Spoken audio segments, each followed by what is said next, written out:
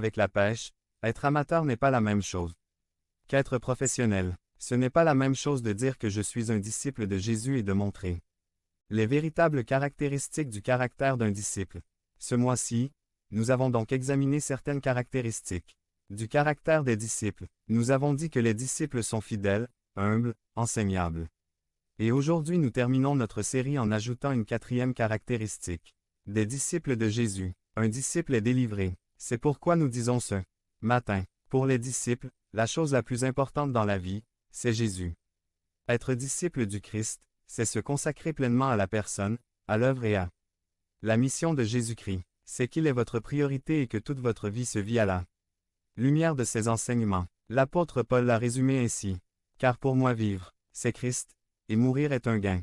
Cela semble peut-être radical à première vue, mais lorsque vous étudiez l'Évangile, vous ne pouvez arriver à aucune autre conclusion que celle qu'être disciple de Jésus, c'est renoncer à soi-même, prendre sa croix et le suivre partout où il vous conduit.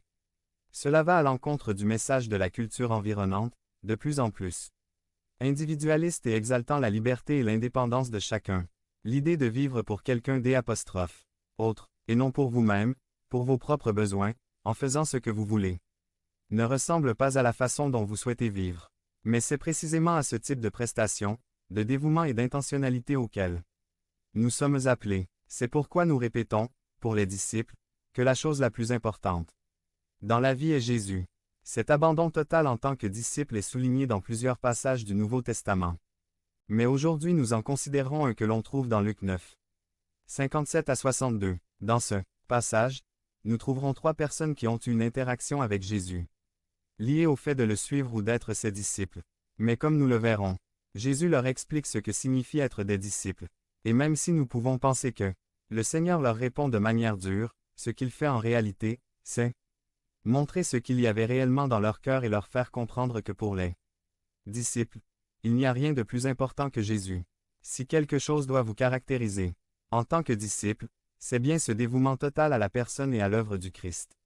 Luc 9, 57 à 58 dit, « Il marchait sur la route quand quelqu'un lui dit, « Je te suivrai, partout où tu iras. Les renards ont des terriers et les oiseaux ont des nids. » Répondit Jésus, « Mais le Fils de l'homme n'a nulle part où reposer sa tête. » La première personne qui interagit avec Jésus dans ce passage est un homme qui lui dit avec enthousiasme, « Je te suivrai partout où tu iras. » J'appelle celui-ci le romantique. C'est comme ces jeunes amoureux qui, dans un élan d'euphorie romantique, se mettent à dire à la jeune fille rencontrée quelques semaines en été ou au camp, « Je t'aimerai toute ma vie ou je traverserai le sept mers pour toi. » Eh bien, c'est ainsi qu'apparaît cet homme qui, dans le passage parallèle de Matthieu, précise qu'il était un scribe, c'est-à-dire un expert en droit, un avocat, peut-être avec une certaine position économique. N'importe qui pourrait être impressionné par cette expression déterminée de son intention de suivre le Christ.